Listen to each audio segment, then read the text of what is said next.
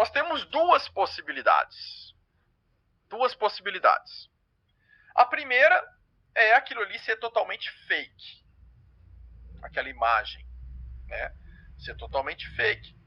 Porque faz parte da agenda aí para começar a divulgar a verdade extraterrestre como sendo negativa, né? Colocando medo na população. Então pode ser que seja um fake. É uma primeira possibilidade. A segunda possibilidade que existe, que corresponde ao que aconteceu no caso do ET de Varginha, que não era um ser mesmo, né?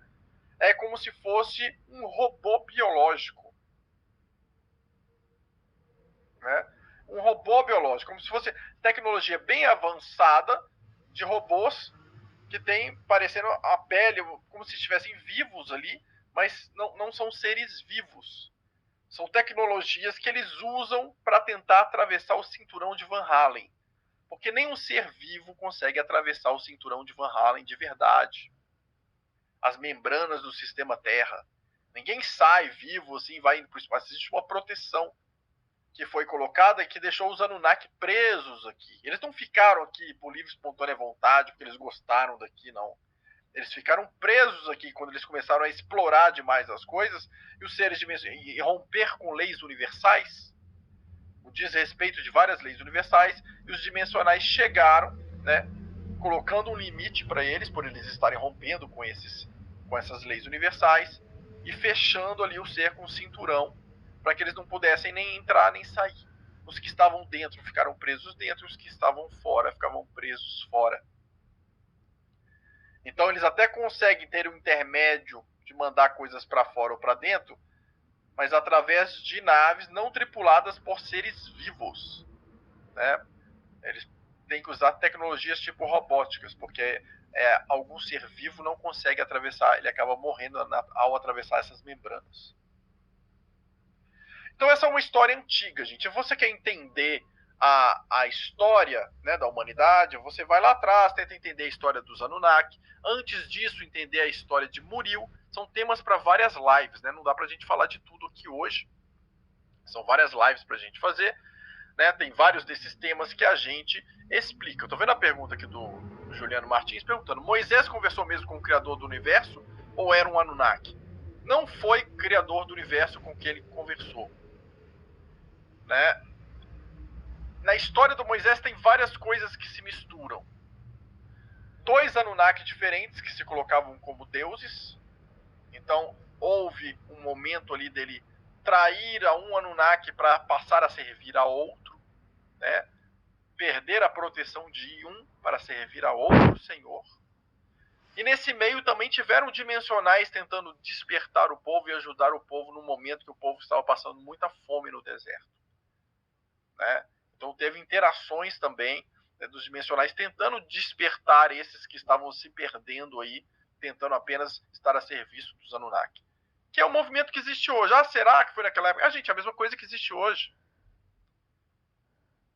Tem aí um governo oculto, né, o GO, aí se prenderam as pessoas num sistema, né, cada vez mais difícil de lidar para a humanidade. Né? A Terra não melhorou depois da Segunda Guerra, só piorou. Né? O sistema de domínio sobre o ser humano, né, quando fala que os bonzinhos venceram, olha como que a Terra tá, para onde ela está se encaminhando hoje, né?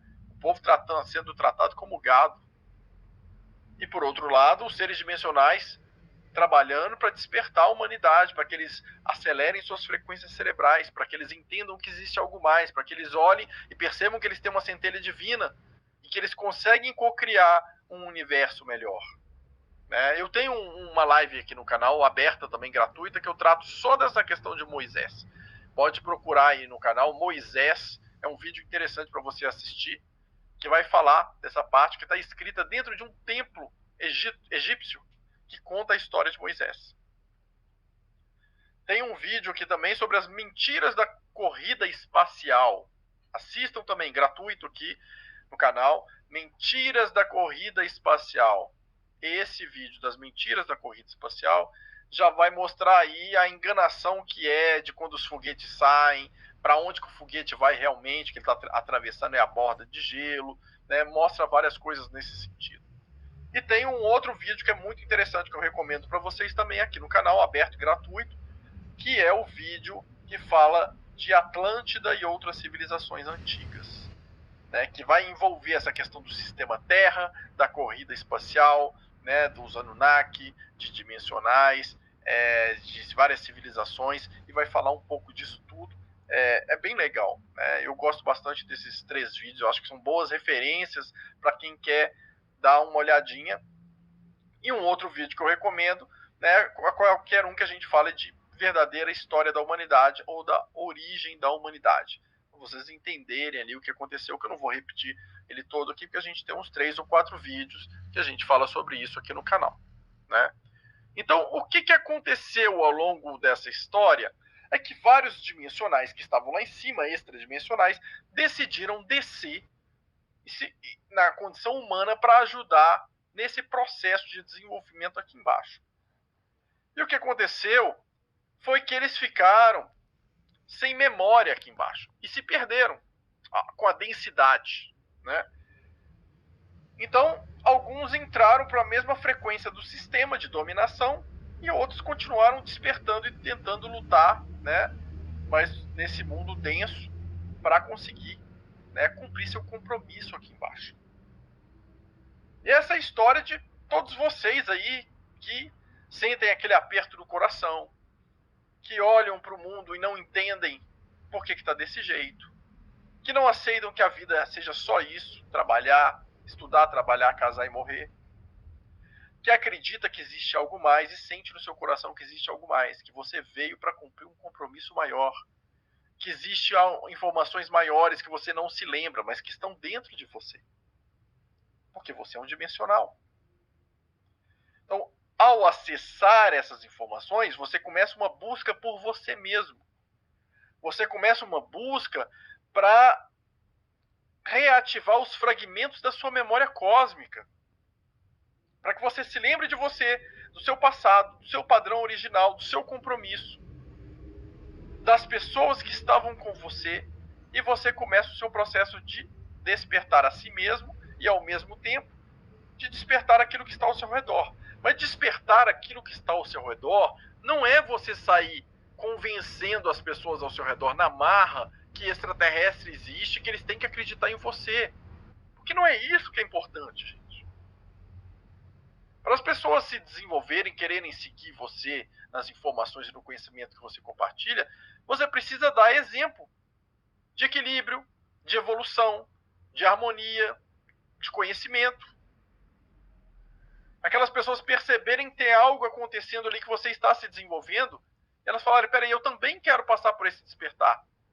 Eu também quero passar por essa etapa de ativar as minhas faculdades extrasensoriais. Eu também quero começar a me lembrar da minha memória cósmica.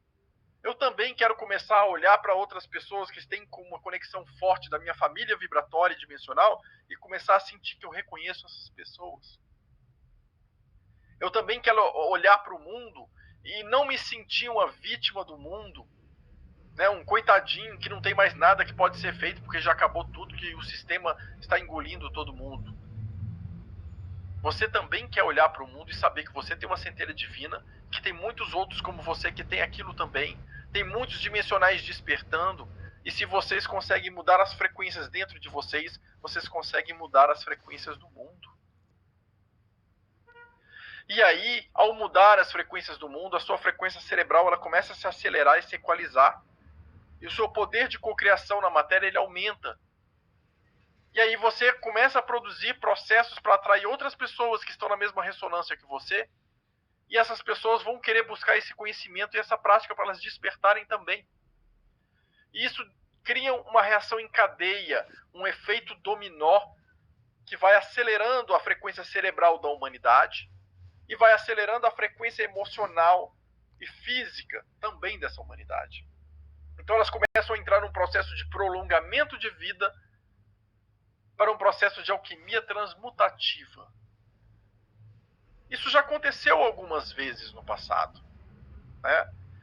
Porque tem gente que pergunta, eu vi uma pergunta que eu passei aqui, né? Alguém perguntou assim, o que aconteceu com as civilizações evoluídas do passado? Por que elas não estão aí? Justamente, que aconteceu com os maias? Eles atingiram um estado de transmutação. Então você vai ter ali, né, os maias que estavam também nas suas pesquisas, pesquisando também o MDPL, magnetismo, densidade, pressão e luz, ligados aos 3 fundamentos da natureza: onda moduladora positiva, onda moduladora negativa e neutra. Eles entenderam como que esse processo desses fundamentos da natureza você conseguia lidar com isso através das suas tecnologias mentais e construindo monumentos escalonados e artefatos para acelerar o desenvolvimento dessas tecnologias mentais e a coordenação consciente das leis universais. E aí o que eles conseguiram? Um processo de aceleração da frequência cerebral e vibratória do seu corpo, até que eles conseguissem interagir e vibrar numa frequência tão superior que eles entravam no processo alquímico transmutativo. E aí a civilização, uma boa parte dela desaparece porque passa a vibrar numa dimensão superior. Não está mais aqui. Fisicamente, o corpo vivo passa a vibrar numa dimensão superior. Ela não morre, não vai para um astral superior, ascensionado, não. Não é nada disso, gente. Nada disso. Não vamos confundir. Ela vai para outra parte extradimensional.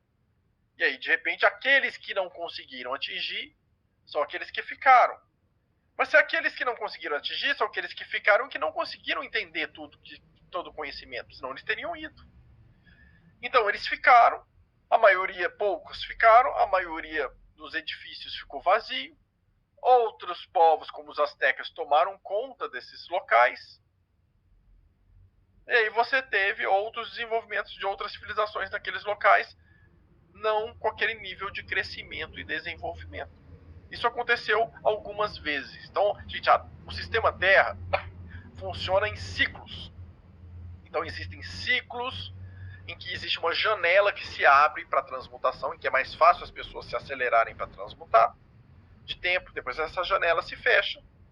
Existem ciclos de dilúvios, existem ciclos de interação com onda moduladora positiva, negativa e neutra, existem ciclos de temperatura, era do gelo. Então, existem ciclos do movimento do sistema Terra. Quando está sem congelar, na fase de degelo, você consegue acessar outras partes, algumas portas se abrem entre as barreiras de gelo. Quando está na fase de gelo total, algumas entradas ficam mais difíceis de serem acessadas. Então, o sistema Terra funciona em ciclos. Porque tudo são ciclos. O que é um ciclo, gente? É uma frequência, vamos lá. Um ciclo é uma frequência. Com que frequência aquilo acontece? Com que frequência aquele ciclo se repete? Então, quando você entende as frequências e os ciclos, você aprende a se posicionar, e a sua civilização aprende a se posicionar dentro daquilo. O que tem tudo a ver também com a questão das frequências vibratórias cerebrais do seu corpo, de tudo. E o conhecimento das tecnologias mentais, o MDPL. Mas nas fases em que conseguiram deixar a humanidade com pouco acesso ao conhecimento e que os dimensionais foram perdendo sua memória na densidade aqui embaixo, esse conhecimento foi se fragmentando. E aí ele foi sendo deturpado e levado mais para uma questão astral. Então as pessoas se lembravam de terem conversado com seres de uma realidade superior, de dimensão superior, mas eles buscam aquilo hoje como? No astral, ou na Idade Média, no astral, tentando conversar com entidades que fazem parte estão aqui no sistema Terra.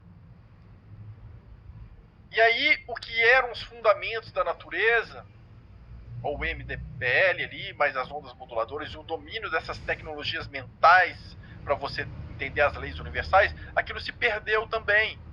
E alguns conseguiram guardar fragmentos daquilo, por exemplo, nas antigas escolas de mistério egípcias.